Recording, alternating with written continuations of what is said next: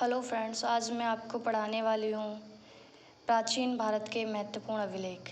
ये अभिलेख किसी न किसी वनडे एग्ज़ाम में इनको एग्ज़ामिनर पूछ लेता है और ये बहुत ही महत्वपूर्ण अभिलेख है जो कभी ना कभी एग्ज़ाम में आते रहते हैं और मुझे नहीं लगता इनसे बाहर कोई और भी होंगे जिनसे पूछा जाता होगा। तो चलिए शुरू करते हैं महत्वपूर्ण अभिलेख। सबसे पहला है हाथी गुफा अभिलेख।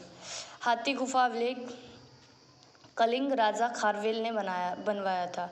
कलिंग आपको पता ही है, जो जिसको अशोक ने जीता था। अशोक ने जो दमनीति अपनाई थी वो कलिंग विजय के बाद ही अपनाई थी, तो कलिंग वो वाला कलिंग है ये। कलिंग राजा, वहाँ का एक राजा था, बहुत ही प्रसिद्ध राजा था खारवेल। इसी ने हाथी गुफा अभिलेख को बनवाया था। फिर देखते हैं हम जूनागढ़ अभिलेख। जूनागढ़ अभिलेख रुद्रदामन ने बनवाया था और ये रुद्रदामन था, ये शक वंश का शासक था। और फिर देखते हैं हम नासिक अभिलेख। नासिक अभिलेख गौतमी वलश्री ने बनवाया था। गौतमी वलश्री ये सातवाहन वंश का शासक था। फिर देखते हैं हम प्रयाग अभिलेख समुद्रगुप्त ने इसको बनवाया था, प्रयाग अभिलेख को। फिर देखते हैं हम ऐहोल अभिलेख। ऐहोल अभिलेख पुलकेशिन द्वितीय ने बनवाया था और पुलकेशिन द्वितीय, समुद्रगुप्त जो था वो गुप्त वंश का शासक था। पुलकेशिन द्वितीय ऐहोल अभिलेख बनवाया था पुलकेशिन द्वितीय ने, और ये चालुक्य वंश का था, वातापी के चालुक्य वंश का शासक था पुलकेशिन द्वितीय। फिर देखते हैं हम मंदसौर अभिलेख। मंदसौर अभिलेख मालवा नरेश यशोवर्मन ने बनवाया था। और एक इम्पोर्टेंट जानकारी हम आपको देते हैं कि रेशम बुनकर की श्रेणियों की जानकारी हमको मंदसौर अभिलेख से ही प्राप्त होती है।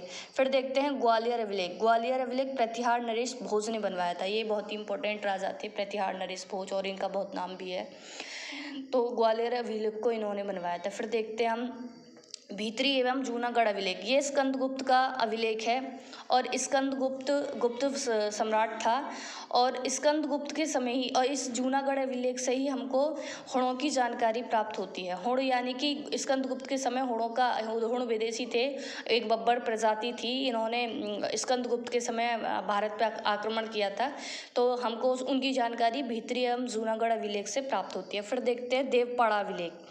देवपाड़ा अभिलेख बंगाल का शासक विजय सेन ने इसको बनवाया था। फिर हम देखते हैं ऐरण अभिलेख। ऐरण अभिलेख भानुगुप्त ने बनवाया था। भानुगुप्त गुप्त वंश का शासक था। और एक मोस्ट इम्पॉर्टेंट जानकारी है, ये पूछ लिया जाता है, काफ़ी अत्यधिक इम्पोर्टेंट है ये, कि हमको सबसे पहले सती प्रथा का जो प्रमाण मिलता है वो भानुगुप्त के ऐरण अभिलेख से ही प्राप्त होता है, क्योंकि इसी में बताया गया है कि सबसे पहले किस स्त्री को सती किया गया था। और जो सती प्रथा की जो शुरुआत मानी जाती है वो गुप्त शासन से ही मानी जाती है, मतलब गुप्त काल से ही मानी जाती है, और ये भानुगुप्त के अभिलेख में लिखा गया भी है। और एक इम्पोर्टेंट जानकारी ये है कि अभिलेखों के अध्ययन को हम एपिग्राफी कहते हैं। ये भी कई बार पूछ लिया जाता है, बहुत बार इसको पूछते हैं कि अभिलेखों के अध्ययन को क्या कहते हैं, तो एपिग्राफी इसको कहा जाता है। तो ये मैंने महत्वपूर्ण अभिलेख आपको बता दिए हैं, और निश्चित ही आप विश्वास कीजिएगा, क्योंकि ये एक छोटा सा टॉपिक हमारा कवर हो रहा है इससे, तो इससे कहीं ना कहीं वनडे एग्ज़ाम में क्वेश्चन अभिलेखों से पूछ लिया जाता है। तो thank you all of you. देख लीजिएगा आप अच्छे से इनको और याद कर लीजिएगा।